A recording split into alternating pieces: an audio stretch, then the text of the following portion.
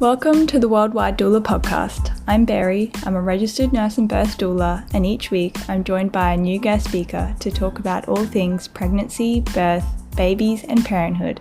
So it's time to sit back and relax as we get into some juicy topics. Hey everyone, welcome back to the Worldwide Doula podcast. Today I'm joined by fertility nutritionist Lacey. I've been following her on Instagram for quite some time and she has some really great educational content about egg health and hormone levels. I love it. I'm totally into that stuff. So welcome to the podcast, Lacey. How are you going? Thank you so much. Yes, I'm doing really well and I'm super excited about our chat today. Me too. We're going to be diving into how your lifestyle affects your fertility and sperm and egg quality, and then how the quality of your eggs change as you hit the age of 30, which is what a lot of women come to me asking, and a bit about IVF and fertility treatments. So make sure you stay till the end because there's a lot of juicy content in this one. Lacey, do you want to tell us a little bit about yourself? Yeah, sure. So I am an accredited fertility nutritionist here in South Australia. I am married to my high school sweetheart. We have two little boys. They're two under two, so they're definitely keeping me busy. I used to work one-on-one with clients, but I now have my own online course, and it's all about helping women to supercharge their egg quality so that they can increase their chances of bringing a healthy baby home. That's amazing. Yeah, definitely. I think there's not enough information out there, to be honest. And it's great. I love the content that you put out there because it's so real and raw. And there's so much information out there. You just don't know what to take and what to leave. Yes. So, Yeah. yeah, it's great. Can you explain how age impacts egg and sperm quality in like general terms, like simple terms? Yeah, of course. So age can indeed play a significant role in both egg and sperm quality. So for women, as we age, the quantity and the quality of our eggs does start to decline. So older eggs may have a higher likelihood of a chromosomal abnormality, which can impact the chances, obviously, of a successful pregnancy. It can potentially lead to conditions such as Down syndrome as well. For men, while they can produce new sperm throughout their lives, sperm quality does also decline with age. Older men may experience a decrease in their sperm volume, so the amount, sperm motility, which is the ability for sperm to be able to swim properly, and sperm morphology, which is the shape of the sperm. So, yeah, this can obviously affect fertility and increase the risk of genetic abnormalities also.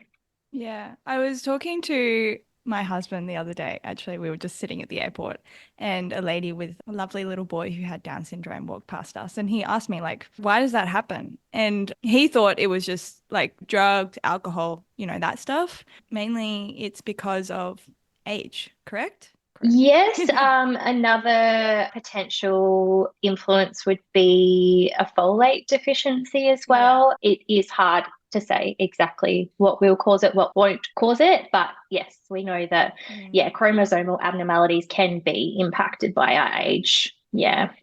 So what specific challenges can women face with egg quality after they turn 30? After the age of 30, women do face specific challenges with egg quality. So this includes a decline in both the quality and the quantity, as I've just mentioned, leading to decreased fertility essentially and an increased risk of chromosomal abnormalities, which can also contribute to, sadly, miscarriages. And IVF success rates, unfortunately, do go down as we age. So age can impact both the chances of bringing a healthy baby home and whether or not, if you need to use assisted reproductive technologies, the likelihood of that being successful as well. And just because you are 30 doesn't mean that you're not going to fall pregnant. So many people come to me and they're like, oh, like, should I freeze my eggs because I'm turning 30 next year? Or, they automatically think, oh, shit, I'm 30. I haven't had a baby yet. It's not going to happen. Yeah, that's a But big yeah, misconception. yeah, Yeah. definitely. And then what about for men? Are there similar age-related difficulties, did you say? Yeah, and that's a big misconception too, that, just because men make new sperm every 74-ish days, they're not going to have any issues, but there are age-related changes that can impact sperm quality as well. So a decrease in motility, which is the ability to swim. So as men age, there is often a decline in sperm motility, and this can affect their ability to reach a fertilized egg. Reduced sperm volume, so the amount produced by men does actually decrease with age. Then we can look at things like increased DNA fragmentation. So older men have been associated with higher levels of DNA fragmentation in sperm, which can influence fertility and health and the resulting embryo. Changes in hormone levels as well. So testosterone levels do actually decrease with age, that impact sperm production and overall reproductive function. And then again, like with women, there's a higher risk of genetic abnormalities. So an advanced paternal age, there is a link there between an increased risk of genetic abnormalities in offspring as well. It's often thought like 30 is the cutoff age for women. Is there like a cutoff age for men? No, with women, when you stop ovulating, obviously it's Yeah. not possible. But then, even then, if you've still got eggs that may be able to be retrieved with assisted reproductive technology, that's still a possibility. Yeah. But once you stop ovulating naturally, essentially, you can't get pregnant. With men, because they are making new sperm every 74-ish days, there is still a possibility that, 60, 70-year-old men may be able to naturally conceive, but the quality of that sperm may be quite questionable. And you'd need, weighing up your option, I guess. It kind of seems like that's the reason why women are like, put a baby in me. And then the men are like, no, chill, it's fine. Yeah, we've got We've got plenty of time. ages. Yeah. Yeah, they definitely don't feel the pressure like we do. That's for Yeah, sure. yeah, definitely. Mm. So let's talk a little bit about how your diet can help improve sperm and egg quality. Yeah, so this is something I could talk about forever and a day. Like, I am so, so passionate about how diet can positively impact, egg quality and sperm quality, but I'll try and keep it short and sweet. So we'll start off with talking about how diet can help women. So there's a few key nutrients that really help to support our egg quality. One of them is omega-3 fatty acids. So you want to think of cold water fatty fish, flax seeds, walnuts. They are such a great source of omega-3s, which can help to support overall reproductive health. Then we've got antioxidants. So think your berries, leafy greens, colourful veggies, that type of thing. They can help to combat oxidative stress. Oxidative stress can actually damage the DNA found within our egg cells, which can obviously affect egg quality and the chances of bringing a healthy baby home. Folate is another key nutrient. So think lentils, spinach, avocado, really crucial for fetal development, and it can help to support our egg quality as well. Protein is another really important aspect of the diet. So think your poultry, fish, legumes, loaded with essential amino acids, which are needed for egg development. And you want to be aiming for 1.2 grams per kilogram of body weight daily as a sort of general rule of thumb. Whole grains are another thing to be focusing on. So think quinoa and brown rice. They are a great source of complex carbohydrates, which are really important for our reproductive health. And then you've got the men. So a lot of these nutrients do overlap. So zinc is also great for egg quality, but for men, so things like pumpkin seeds and oysters. Oysters are a really great source of zinc. And beef, they can help to boost zinc levels, which is really important for sperm production and to help with motility. So the ability of sperm to be able to swim correctly. Vitamin C really, really helps to prevent any oxidative damage, which can again damage the DNA within sperm, which can lead to fetal abnormalities and increased risk of miscarriage, that type of thing. So you want to be looking for citrus fruits and strawberries and capsicum. They're great sources of vitamin C. Selenium is another really important nutrient for sperm health. So Brazil nuts, just 2 Brazil nuts a day can help you to reach your full daily requirement. So it's just like nature's supplement, selenium supplement essentially. So that's really an easy way of getting enough selenium in your diet, and that helps to support with sperm development and function as well. So both partners essentially benefit from a really well-balanced, nutrient-rich diet. Another thing to mention is hydration is super crucial for reproductive health. So making sure, we're both men and women drinking plenty of water as well to support our egg health and our sperm quality. That's actually so great because I hear most of those things like, zinc and all those protein and all that stuff, but then nobody ever mentions water. So, No, it's yeah, forgotten that's about. great. Yeah. Yeah, I think water is so, so essential. Being a nurse and a doula, I'm always recommending whatever people are doing, if they're sick, they have the flu, drink water. They Yeah. always turn to Yeah. medications or look for supplements, but really the most simple thing is just right in front of you. Drinking water is so essential. But yeah, that's great. Absolutely. That's great. And that's really well broken down. So it's super easy for you to just be like, okay, cool. I need to eat these kind of foods. Obviously, everything in moderation. Don't go overboard. Absolutely. Yeah. And I like to sort of flip it and think, what can I focus on having more of rather Yeah. than what shouldn't I be having? Because it's when we have more of an abundance mindset, we're more likely to sort of stick with it and it seems a little bit more achievable for us rather Yeah. than, oh no, I can't have that because that might, affect my chances of bringing a healthy baby home. But if we can reframe it to, oh, I get to have lots of folate rich foods or I get to have Yeah. lots of vitamin C rich foods, I think it's easier and we can trick our brains a little bit with that. Yeah. And then with the negative stuff, like obviously it doesn't mean that you can't have the things that you really love. It just means maybe cutting a little bit out, Yeah, right? absolutely. That's the difficult thing with diets. Like, this is not a fertility diet per se. It's just opting in, like putting more things Yes, in that you may need. When people say, oh, I'm going to go on a diet and they cut out like 100% of the bad stuff, it makes it so much more difficult. So, yeah. absolutely. So, are there any particular nutrients or supplements that you would recommend trying if people are trying to conceive after 30? Yeah, so there's one supplement that I recommend for both men and women, especially over the age of 30, and that's CoQ10 or known as Coenzyme Q10. And the reason being is that as we age, our bodies will actually start to decline naturally in CoQ10, and this can unfortunately have an impact on our fertility and our chances of bringing a healthy baby home. So there is some research that does show that CoQ10 can play a really important role in actually improving pregnancy rates and helping to enhance egg quality, especially for those who are trying with the help of assisted reproductive technology.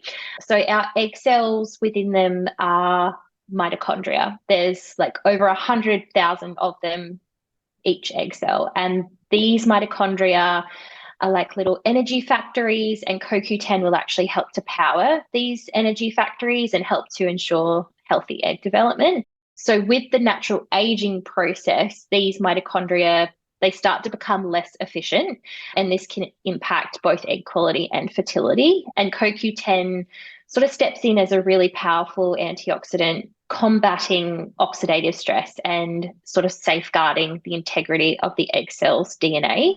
Importantly, the mitochondria inherited from both mum and dad build the future embryo. And from the presence of CoQ10, it helps to support in the really robust growth and development of baby, essentially. So for men, CoQ10 helps to, protect those egg cells against oxidative damage. It helps to support with sperm motility and morphology, and supplementing with it can have really powerful benefits in improving overall sperm quality. So CoQ10 is definitely one that I recommend to about 90% of the clients that I work with. That's so surprising. I thought it was only for women, but yeah, that's really great that it's also for men. Is it just over the counter? Where can you find Yes, you supplements? can buy it over the counter. I do recommend looking for it in the form of ubiquinol. There is Okay. ubiquinone and ubiquinol, and I do prefer and recommend in the form of ubiquinol. And it's one that I do only recommend taking whilst trying to conceive. There is limited research on its safety during pregnancy. So while it's likely safe, there's just not enough research to support, that we Mm. should continue taking it and that it is safe. So therefore, once pregnancy's been confirmed, I do recommend, that you stop taking, check in with your doctor and reassess from there. But yes, That's you can great. buy it online. People talk to me about oh, I'm trying to conceive in like a few years, is it safe to take long term? Check in with your doctor because yeah, it there are a certain portion of people who it's not appropriate for. So Mm. just check in with your doctor and talk to them about your fertility plans. It is something that you can take sort of on the long termish side of things. But yeah, obviously, I can't say, yep, it's great for you. Take it for X amount of time, you'll be fine. Yeah. Because yeah, we're all so different. So use your own discretion and due diligence with that. Yeah. Each person is so different. So yeah, definitely check in. Lifestyle factors like stress, physical activity, how does this influence your fertility in your 30s? Yeah, so both stress and physical activity can play a really significant role in fertility, especially in individuals 30 and beyond. So chronic stress can disrupt hormone balance, can affect the regulation of our reproductive hormones like estrogen and progesterone, which can therefore impact ovulation and the menstrual cycle, which we know is super important when we're trying to conceive. We need a really healthy menstrual cycle. In men, stress can contribute to lower sperm quality and reduce sperm production, which can obviously impact fertility. And then when it comes to physical activity, it can help to support a healthy BMI. It can help to regulate hormones as well. It can also help to improve insulin sensitivity. We know that mismanaged blood sugar levels can negatively impact both egg quality and sperm quality. For men, moderate exercise has been associated with improved sperm quality. So we know that there's research to support that it can be very beneficial. So yeah, overall managing stress as best as possible and, regular moderate activity. I'm not saying go super hard all the time. It can be really beneficial for, yeah, both Mm. men and women and their fertility. I mean, you already said it, but if you go overboard, that also causes your body to have a lot of stress. So moderation is so important in that area. Yeah. It is key. Yeah. I want to hear some success stories from some couples who you know who have conceived after 30 and what kind of strategies they've used. Yeah, the success stories are my favorite. I actually get really emotional every single message sharing, there's a new baby about to be born into the world or has been born into the world. I never get tired of that. Many of the stories I'm told are from women who were initially told that it just wouldn't be possible for them, either due to their age or to being told that they have a really low egg count. But what I guess stands out in these stories is that it's not just about the quantity of eggs that we have, it is the quality. And there is so much that we can do to have such a positive impact on that. One message I received just recently was from a woman. She was in her 40s. She was doing IVF and she did my course. She implemented the evidence-based, diet, lifestyle, supplementation strategies that I teach inside of that course. And they transferred two embryos, which is something that is quite common in the IVF space where they will do two at once to see how it goes. And she's now 16 weeks pregnant with twins. Both of them took, which is amazing. So yeah, this story is just a testament to, how positively our changes, our dietary changes, our lifestyle changes, the supplements we take can have on our fertility outcomes. It's just, yeah, makes me so happy and so excited. Yeah, I love hearing those things. I follow some people on Instagram and like they have been trying for years. They have endometriosis or PCOS or something like that, irregular periods for years, and then they fall pregnant and then they give birth. And yes, I'm the same. I tear up. I like follow their whole journey. I'm like watching everything they do. So it really does make a difference. Yeah. I've Yeah, become definitely. good friends with some of my clients and I follow them on Instagram and I see the photos of their bubs, growing up. And every time I see a photo of their smiling little faces, it just, it's like I got to be a part of that. It was such Yeah. a surreal, full circle moment seeing them, thriving and, just having the best lives because these parents, anyone who lovingly wants to bring a baby into this world, they deserve to. And Yeah. yeah, when it eventually happens for them, it's just, yeah, the best feeling. Definitely very rewarding. Yeah. So Yeah. Yep. I want to talk a little bit about some common misconceptions about fertility and age. Have you heard any recently? Yeah. So one of the biggest misconceptions, and this really pees me off is that it's not possible to get pregnant with a low AMH. So AMH is a hormone that is secreted by your developing follicles, which are your fluid-filled sacs that house eggs in the ovaries. And so this level of AMH in your blood, so it's picked up in a blood test, and it helps to estimate, and I just want to stress that a little bit, estimate only your ovarian reserve. It's known as the egg count test, which I Oh, hate that term. yeah. Yeah, so it estimates the number of follicles in your ovaries essentially. What it does is it doesn't tell you exactly how many, like it's not a definitive number. It compares you to others in your age group. Essentially, it just plots you where you are based on your age. And it's not a reflection of your egg quality. It's not a reflection of your ability to get pregnant. So if you've been told you have a low AMH, or if you get told in the future that you have a low AMH, it does not mean you're infertile and that you can't get pregnant. I've had so many women reach out to me via DM. I've got a low AMH. I'm really scared I'm not going to be able to get pregnant. And I have to sort of reassure them that, this number is an estimation tool only. It is not an infertility diagnosis.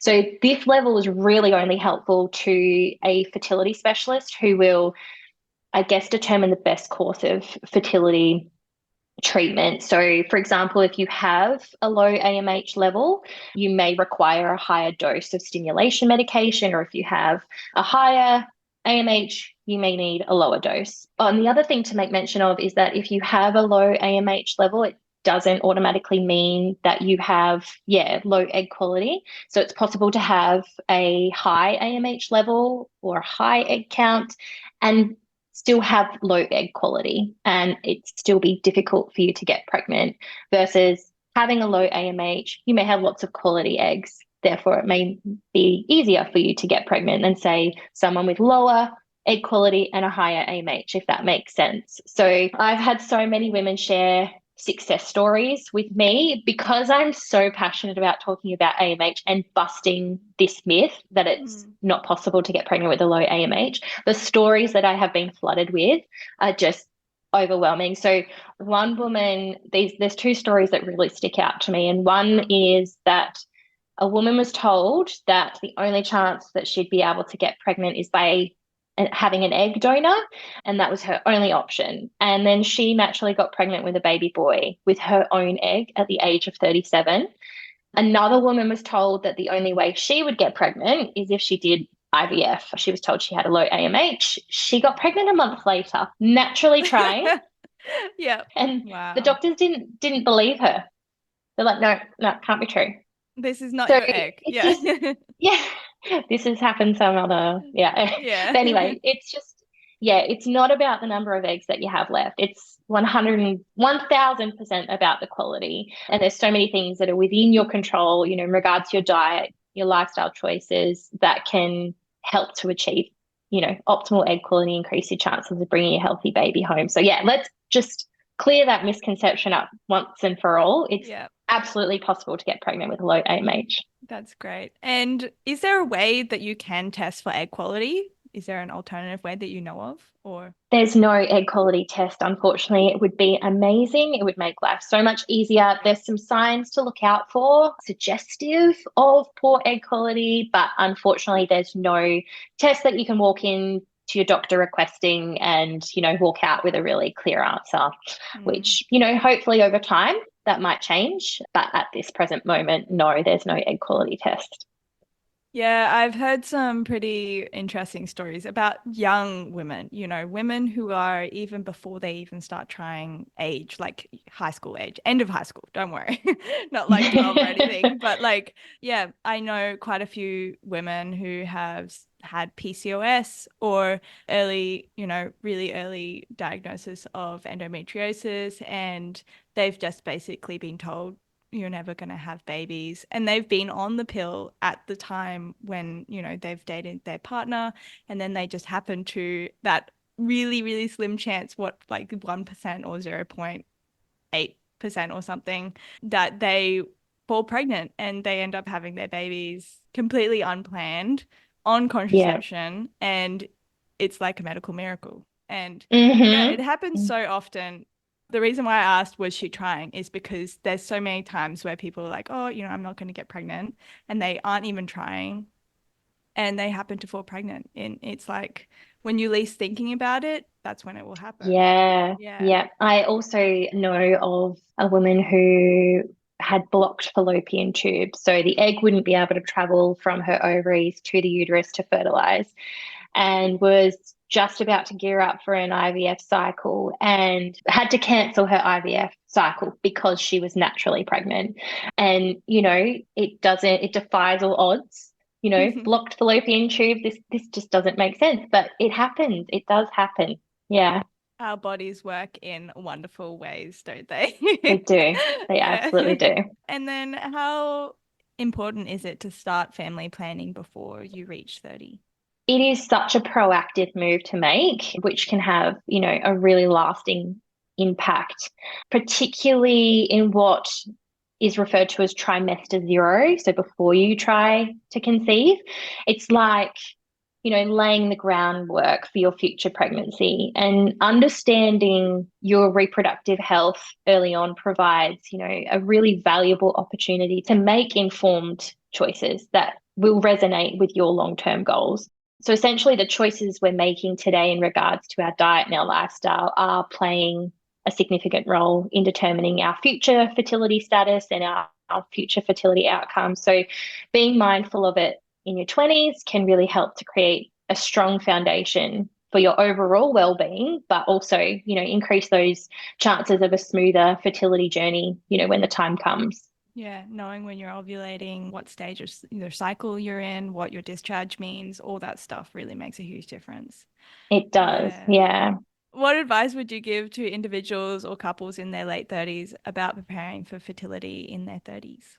Yeah, so my advice would be to start prioritizing a few key actions now. So having regular reproductive health checkups with your healthcare professional to gain a really comprehensive understanding of your fertility status. So like you touched on before, having an understanding of your cycle, looking for those signs of ovulation, so that when the time comes, you're in tune with your body, you're in tune with when you're ovulating and when your fertile window might be. That can be so incredibly helpful. It's estimated that up to 50% of couples miss their fertile window completely, even if they have a regular monthly cycle. So, just getting in tune with your body can just have such a really big impact on your fertility success when the time comes. Mm. And it's in your best interest to be aware of and address any potential fertility bumps in the road now. Yeah, so an example would be in a irregular cycle. Now would be that perfect time to start addressing what might be driving that.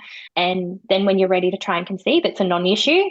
And again, touching on diet and a healthy lifestyle, focusing on a well-balanced diet and regular moderate activity and implementing effective stress management techniques now will be Mm. helpful in the future and improving, your fertility outcomes and success. Not all GPs are very well versed in fertility and women's health necessarily. Like they do have a general understanding, but there are quite a few people who I've spoken to and they've said, "Oh, my GP had no idea what they were talking about." Is there certain things that we can be aware of as women, what they should be checking for, what the health checkups actually should include?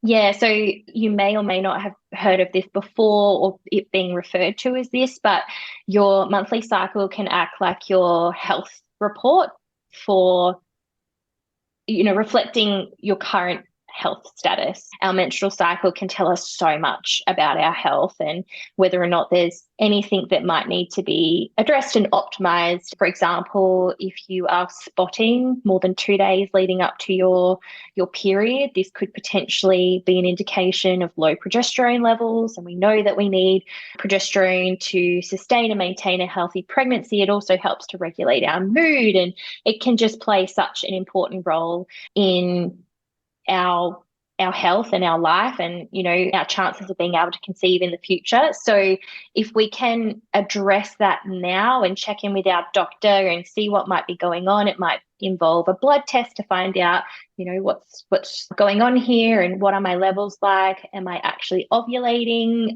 It might be a sign that ovulation is not actually occurring and we need to find out why ovulation is not occurring. It may be a sign of low egg quality. Is there something that we can do now to work on that to, help improve that for when the time comes when we're ready to start trying to conceive? But start with your cycle. That can tell you so much about, your current health status. Yes, our cycle can tell us a lot. What are some options for someone who is struggling to conceive naturally after the age of 30? We are so incredibly fortunate to live in a time where we have access to like super advanced testing and super advanced reproductive technologies. It will really depend on the individual situation, but some options if a couple has been trying naturally and they're under the age of 35 for more than 12 months, or if they are over the age of 35 and they've been trying naturally for more than 6 months, which is when you're encouraged to go and seek help.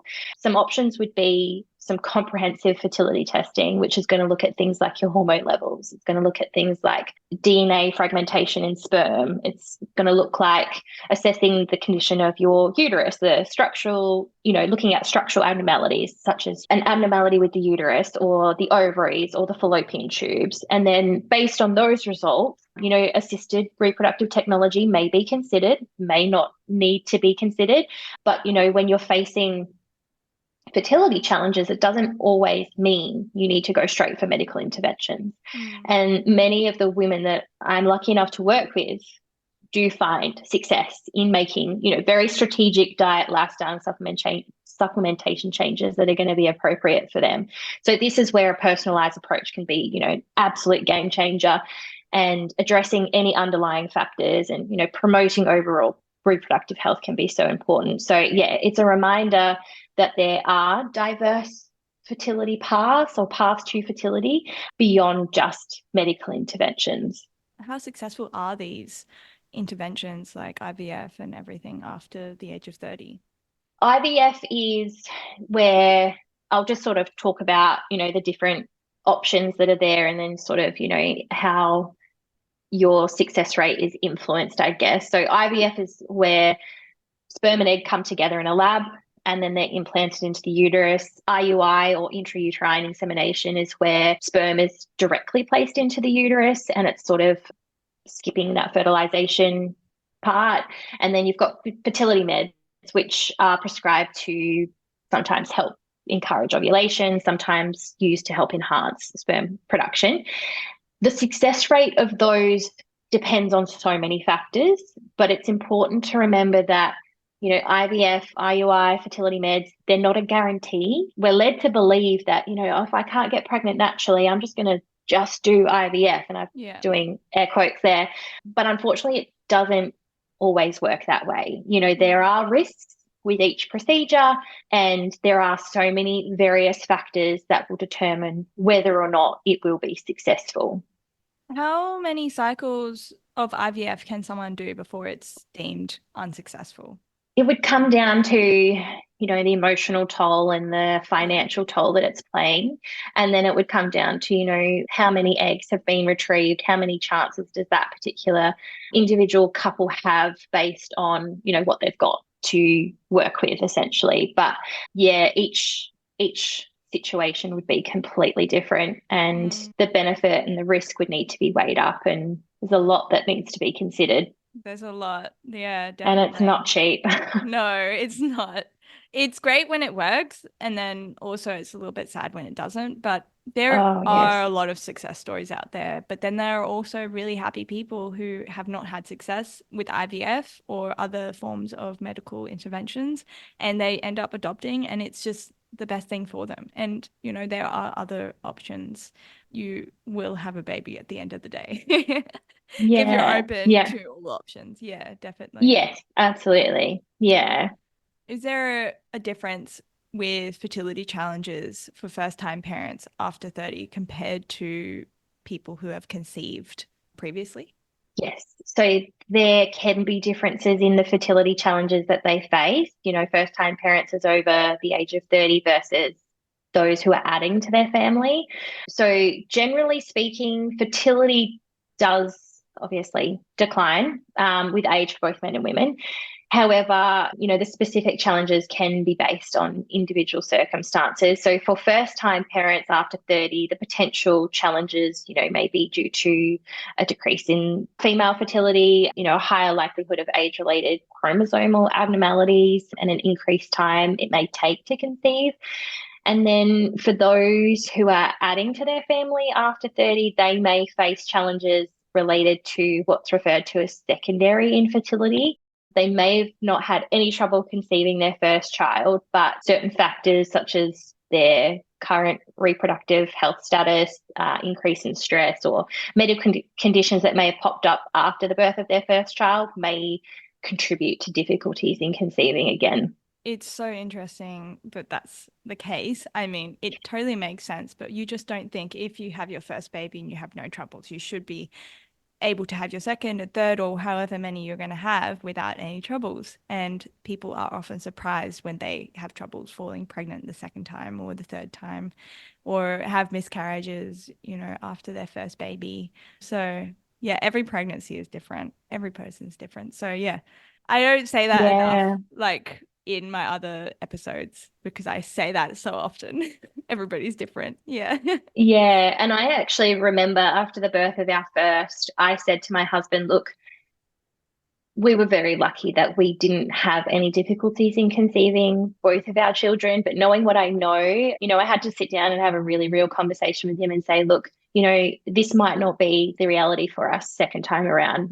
There are so many things that could have changed during that time, which may result in a different outcome for us. So yeah, I sort of had to, I guess, educate him on what could potentially happen, and it might not take, the time that it took for us to get pregnant the first time. So yeah, it's not something that's well known, and it can definitely catch a lot of couples and women off guard when it happens. Maybe it's just me because I'm medically background and I know like a lot of things about fertility, but my husband has no idea. Like he knows sperm goes in, meets egg, all that stuff, but he has no idea of what happens after that. And it's so great educating him. He's so Oh, it is. funny. Yeah.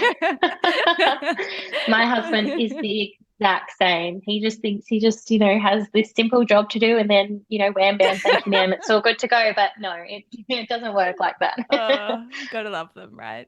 You do. Yeah. Ignorance is bliss, isn't Yeah. it? What's the correlation between pregnancy complications and age? As you get into your 30s and beyond, there are certain pregnancy complications, as I'm sure you're well aware of. We're talking a high risk of gestational diabetes and hypertension, and, a higher likelihood of needing a C-section. Plus there's also that chromosomal component that we've talked about. The older you are, there's more risk of things like Down syndrome creeping up as well. It's not a one size fits all scenario, but I guess being aware of these possibilities can, help to navigate things smoothly. Are there any specific foods or diets that you would recommend for somebody trying to conceive later on in their life? I just want to say stay clear of anything, overly restrictive or, completely unnecessary. Going gluten-free or dairy-free, for instance, it's a must unless it isn't a must, sorry, unless you have a proven intolerance or a sensitivity, and unnecessarily cutting out these foods and the food groups that they are associated with often, means missing out on some really key nutrients that are super crucial for egg health and overall for fertility. So it's more about embracing a well-balanced and nutrient-rich diet that, provides the necessary building blocks for a healthy reproductive system, like we've sort of touched on already. But I am a massive advocate of the Mediterranean diet. There's some, great research to support how, because it's so rich in fruits and veggies and nuts and healthy fats and stuff, it's been linked to improved egg and sperm quality. So it's great for both males and females. And, that's due to its abundance in antioxidants and omega-3 fatty acids. And it can really help to provide those essential nutrients, and it can also help to reduce inflammation as well. So it's also a great one for those with endometriosis. That's really good to know because there are so many diets out there nowadays, and people think one Too diet's many. actually really Mm, healthy, and that's not the case most of the time, unfortunately. So make sure you do yeah. your research, and there's so Yeah. much, stuff out there that says this is healthy, this is healthy. Yeah, make sure you speak to somebody who knows what they're talking about and not just somebody on Instagram who thinks they know what they're talking about. Can you tell me a little bit about the psychological aspects of trying to conceive after the age of 30 and how, in your experience, couples navigate that? Yeah, we've sort of touched on that. For women, we feel a lot of pressure. It can stir up a lot of emotions and, it can feel like it's a crunch time vibe, worries about our fertility and the challenges of, balancing our baby plans and everything else we've got going on in Yeah. our life. And it's so normal to feel overwhelmed, if you are planning to conceive over the age of 30. So my best advice would be, just keep the communication lines wide open, with your Mm. partner and seek support, when you need it. And don't hesitate to dive into some self-care practices. Look after you. You are your number one priority. And, understanding the fertility facts together as a team can make everything feel less daunting. And, your future baby is 50% you and 50% your partner. So it is definitely a team effort.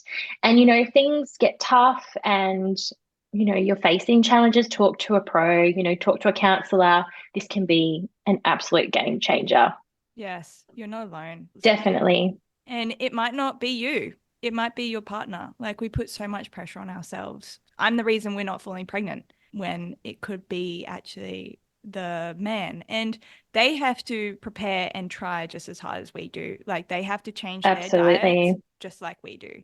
So yeah, it's really important to Absolutely.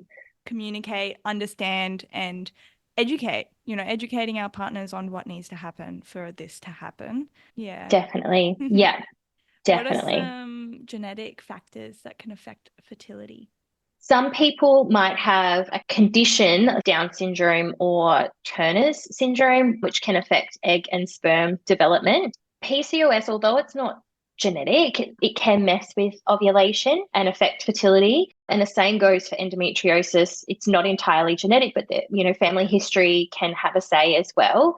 For guys, some might have Y chromosome deletions that can actually lower sperm production and cystic fibrosis. Your genes can have a say, but it's not the whole story. But if you are concerned at all or you're just curious, you can always chat to a healthcare professional who might do some further investigation for you and hopefully clear a few things up. Cystic fibrosis is carried on the male genes, isn't it? Yes, I believe so. Yes. Yeah. Yeah. Same as So, hemophilia. That's a male dominated genetic condition as well. Yeah. can you tell me some things that listeners should know about age, fertility, and nutrition? Yeah, so I guess my biggest key takeaways from this would be, get on that fertility train early, especially in your 20s. It's never, ever too early to start focusing on your fertility and, setting yourself up for fertility success. Focus on eating the rainbow because this is going to help you to, obtain really nutrient rich foods like folate and omega 3s and antioxidants that we've already touched on. And they're like your A team for your reproductive health and your fertility. And like we've spoken about, ditch those unnecessary restrictive diets, unless it's absolutely necessary and your healthcare professional says so. Skip those trendy diets like, going gluten free, going dairy free, because it won't do you any favors. And your body needs all of the nutrients it can get for, top notch egg quality, top notch sperm quality and fertility. So ditch the diets. And if you do want to follow one, the one that I do recommend and advocate for is the Mediterranean diet. We've got some really great research to back that up. Consider a CoQ10 supplement if you're over the age of 30 and you're trying for a baby at least 3 months prior, and keep updated, on the latest in fertility and nutrition because knowledge is power and it will help you to make really informed choices. You know your body better than anyone, and just stick with your gut, follow your intuition, and remember that your fertility journey is as unique as you are. So chat to the pros if you need a game plan, but essentially go with your intuition, follow your gut because it will never let you down. I can't say that enough. Mum, intuition, your intuition, that's the best thing that you can do. Lacey, it's been so wonderful to talk to you today. I've learned so much, and it's so important to put real information out there about this stuff because there's still so much grey area, and all those women who have been focusing on their careers rather than having children, it can be really scary for them. So thank you so much for coming on. No, thank you for having me. This is such an important conversation, and I've absolutely loved chatting to you, and I can't wait for the listeners to hear this one. Yeah, I've definitely got some people who will be benefiting from this one. Where can people find you on Instagram? I'm just at the expert nutritionist. I talk all things, diet, lifestyle, supplements. So if you're looking for some evidence-based strategies, definitely come and follow me over there. I'm also a bit of a book nerd. I've only just recently become a book nerd. So I talk a little bit about my favorite books, and I've just got into running. So I like to talk about running. So if that's your jam, definitely come and follow me and say hi. And I've also got a free egg quality boosting starter kit. So yeah, if you want to grab that as well, you'll find all the details over on my Instagram page. I love that. If you're enjoying the podcast, make sure you give us a follow and rate the show. And if you know somebody who you think needs to hear this episode, make sure you give it a share so we can spread the word and educate more mamas and women worldwide. And we'll see you next season for more juicy episodes.